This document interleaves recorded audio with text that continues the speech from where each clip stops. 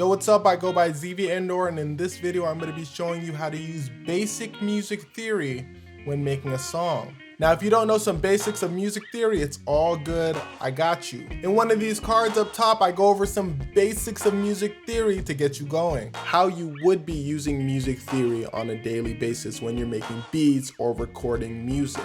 Now, with all that being said, let's jump straight in. So on screen, I have a basic beat I made in my last video. If you want to check that out, I'll leave a link up top. Let's take a listen to it.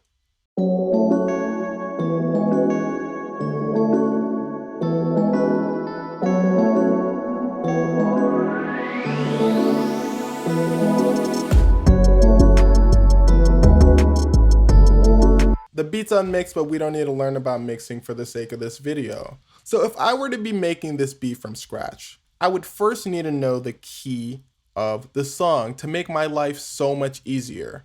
Usually you'll be making beats with samples, and the sample will tell you what the key to your song is, what rules you need to be playing by. So like we mentioned earlier, if you play all of the notes in a key, your song will sound good. Usually when people make samples, they will send them out with the key and the BPM of the song to make the person making the song's life easier. This song is actually an F sharp minor, not F minor. This sample made a mistake. Usually that doesn't happen. This is the first time that's ever happened to me, in fact. So if we want to play all the keys in F sharp minor, we'd have to go to the chart. We'd see F sharp minor, and it tells us what we can play. We can play F sharp, G sharp, A, B, C sharp, D, E. This sample is telling us that if we play any of the keys on this row, we will have a good sounding song. So if I were to start out with mixing and I listen to this sample,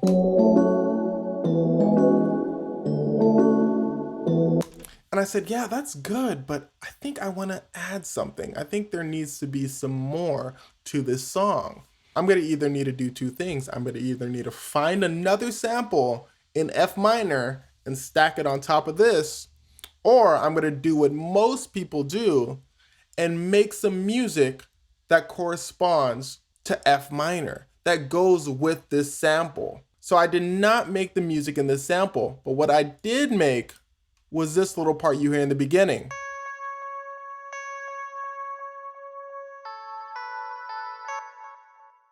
And how I made that was using these notes. If you don't know what any of this is, you might need to take a look on YouTube on how your DAW puts in musical notes. Just leave a comment if you want me to make a video on that. Okay, so let's take a look at this first note. This is C sharp. And how we know that is by looking at this top right section right up here. Wherever my mouse highlights, it tells me what note I am on. So it tells me this first note I played is C sharp. Is that in the key of F sharp minor? Let's take a look. This is F minor over here, C sharp. Beautiful. So we know we can play C sharp. What else can we play? Let's see. We have another C sharp. And let's take a look at these notes down here. We have an A, we have a B, and we have another A.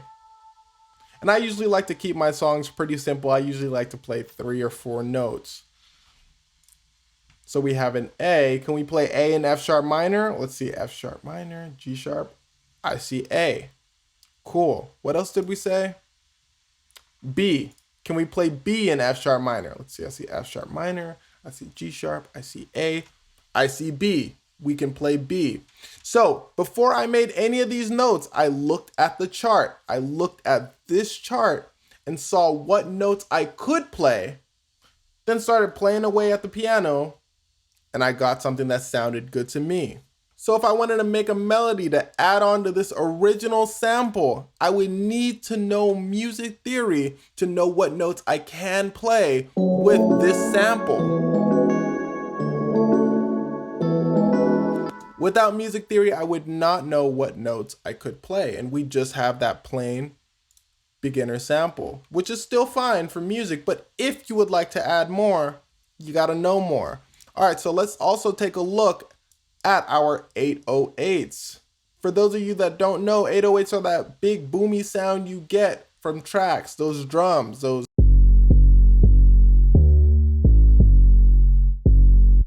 To play those, you need to know some music theory as well. You need to know how to tune your 808s, and you need to know what notes to put them on.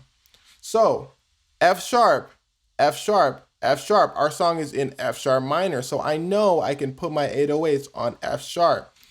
Here's a tip for you if you're just starting out. Whatever key your song is on, throw your 808s on that key. If you do not know how to tune your 808s, throw all of the notes of the 808 that you want to play on that key. So my song is in F sharp minor. So to start out, I throw all of my 808s on F sharp. If I'm playing my 808 out, I play it all on F sharp. Later on, if I want to get a little bit of a bounce, I start moving those 808s around. So to start off, my notes all look like this.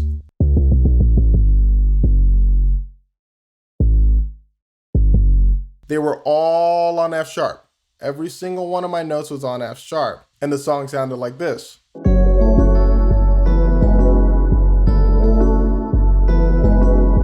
All on the same key. Now that may be a little bit plain for some folks, so people tend to tune their 808s. They start moving their 808s all in correspondence to the key of their song.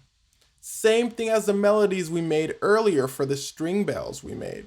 So if we want to move these 808s around, as long as we move them all along the key of F sharp minor, right? F sharp, G sharp, A, B, C sharp, D, E. As long as we use any of these notes, our 808 will be just fine. So I wanted a little bit of flavor, but not too much, so I just moved 2 notes. I moved one note to D, and I moved another note to G sharp. Do those match with F sharp minor? Let's take a look. We have F sharp, we have D, and we have G sharp. It fits. So I can play all of these notes and we get something like this.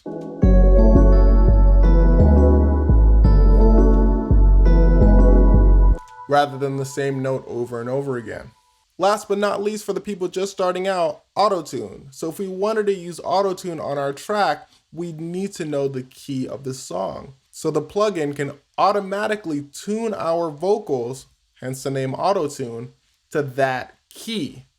So usually when people are singing, they're singing off key. Like myself, I am trash at singing. But if we have a plugin that automatically brings our vocals a little bit closer to that scale, to that key, then we should be just fine. So our song is in F sharp minor. So let's look for F sharp. I don't see anything that says sharps here. But I remember that the black keys, the sharps and the flats, have 2 names. So let's take a look over here. We're looking for F sharp. F sharp is the same thing as G flat. Remember, this note has 2 different names, F sharp and G flat. So if I'm looking at my Autotune scale, G flat, same thing as F sharp. So I can use this. So let's take a listen to me singing without Autotune. Brace yourself. This is me singing. Doesn't sound too good, does it? So let's take a listen with Autotune. This is me singing with Autotune. It's a little better, but still not that great. Yeah. Should I put this on my new tape? All right, we're gonna stop there. We're just gonna stop there. Okay, so point is made, right? So knowing the key to your song really goes a long way, right? And you need music theory to know the key to your song, or the basics at the very least. Last but not least, and we're gonna make this part super short, knowing the key to your song without the sample giving it to you. I knew the key to my song was F sharp minor because the sample told me so. Ignore this typo. But if the sample doesn't tell you, or if you're getting your song from YouTube, or if you're listening to your favorite song, usually you don't have the sample's key. So you would need to work backwards to get the key to your song. And how we do that is using plugins or various apps. I use an app called Chord AI, but I recently just switched from that because their subscription service just got super high. I'm not going to leave a link for different plugins you can use to find the key to your song in the description because they change so often. So by the time this video comes out, there might be a whole nother set of chord trackers out there. So all you need to do is go on your iPhone, your Android device. You can go online and look up chord tracker. And once you get an app that can track chords, you're going to get something that looks like this. So basically what's happening is the app or plugin you're using is going to tell you all of the notes that it recognizes in your song. And from there, we're going to do a little bit of detective work. We see G, we see A, we see D, we see G. So all of these notes are going to give us the actual key to the song. Now let's try to find the key to the song together. So if we see G, we see A, we see D, we see G. Let's look for something that has all of these notes played together. So we're looking for G. Okay, I see something with a G. We're looking for A. I see something with an A. But this does not say A minor. So now we're going to be using these names up top. These help us distinguish which notes are which. So we see G. This is major. Remember, it doesn't have a little M next to it, like this note down here, C minor. So we're looking for G major. We see G major. I see 1. I see 2. I see 3. So I see 3 G majors. So this song is probably one of these keys up here. Let's look for something else that helps. I see A major. So we have G major and we have A minor.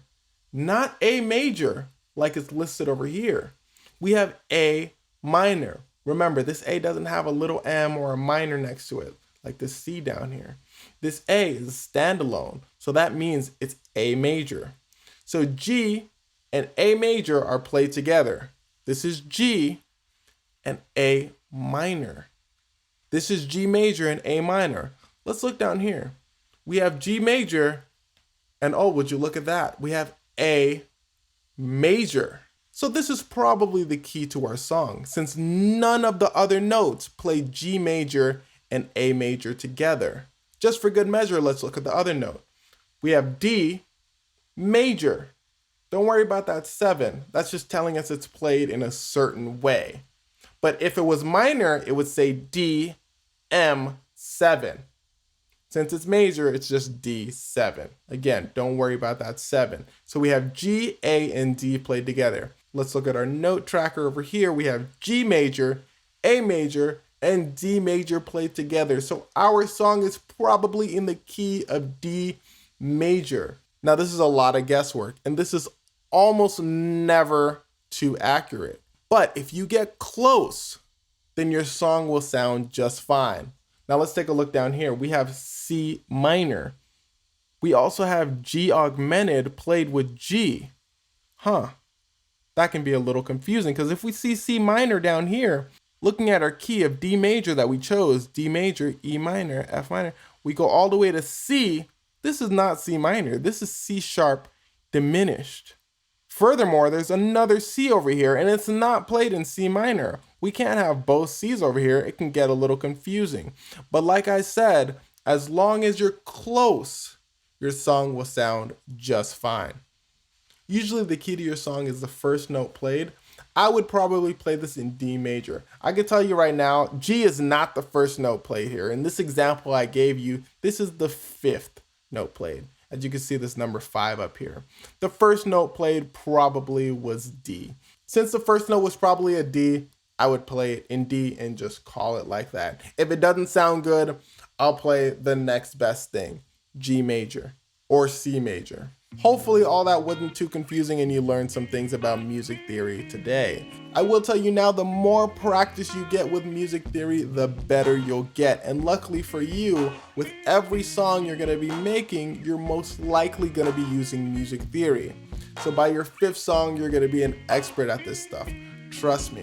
That being said, that is the end of our video. If you found any of this helpful, please leave a like, subscribe, throw in a little comment in there, say what's up. I always respond back. If you'd like me to touch on anything else, beginner, intermediate level, Let me know in the comments as well. You have a good rest of your day or night, wherever you are. Peace out.